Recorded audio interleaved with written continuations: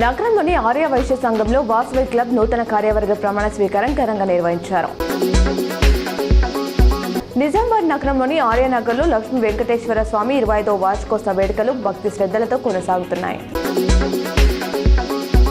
రాష్ట్రంలో పండే ధాన్యం మొత్తాన్ని కేంద్రమే కొనుగోలు చేయాలని మంత్రి తుమ్మల నాగేశ్వరరావు డిమాండ్ చేశారు. రాష్ట్ర రైతులు ఈ ఏడాది అత్యధికంగా ధాన్యం పండించారు. ఇప్పటికే 80 లక్షల మెట్రిక్ టన్నులు కొన్నాం. కేంద్రం తక్కువ సేకరిస్తుంది అని కేబినెట్ అనధికారి భేటీ అనంతరం మీడియాతో పేర్కొన్నారు. మొత్తం ధాన్యాన్ని కేంద్రం కొనాలని, రామగుండం ఎరువులను తెలంగాణకు ఇవ్వాలని స్పష్టం చేశారు. లేని పక్షంలో ఉద్యమం తప్పదని హెచ్చరించారు.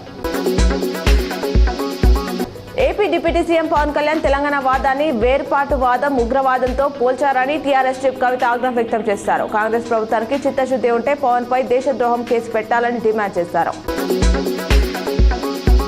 ఆర్టీసీ సమ్మెలో ఇచ్చిన హామీ మేరకు ఉద్యోగులకు జూలై 1 నుంచి 11% ఫిట్మెంట్ అమలు చేయనున్నట్లు మంత్రి పొన్నం ప్రభాకర్ తెలిపారు. అలాగే ఆర్టీసీ గుర్తింపు సంఘాల ఎన్నికల ప్రక్రియను ప్రారంభించాలని, నాగర్ కర్నూలు పెద్దపల్లి డిపో పనులు వేగవంతం చేయాలని అధికారులతో సమావేశంలో ఆదేశించారు.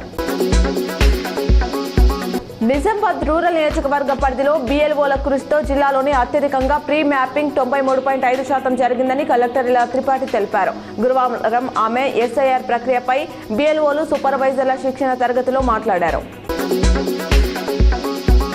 నీట్ పరీక్ష రాసే విద్యార్థులకు ఆర్టీసీ బస్సులో ఉచిత ప్రయాణం అందించాలని గవర్నమెంట్ నిర్ణయించిందని మంత్రి పొన్నం ప్రభాకర్ ప్రకటించారు. రాష్ట్రంలో జూన్ 21న నీట్ రీ ఎగ్జామ్ రాసే విద్యార్థులు ఇంటి నుంచి పరీక్ష కేంద్రాల వరకు ఆర్టీసీ బస్సులో ఉచితంగా రాకపోకలు సాగించవచ్చు. నీట్ విద్యార్థులు హాల్ టికెట్ చూపిస్తే బస్సులో ఉచిత ప్రయాణానికి అనుమతించాలని ఆర్టీసీ MD నాగిరెడ్డికి ఆదేశాలు జారీ చేశామని వివరించారు.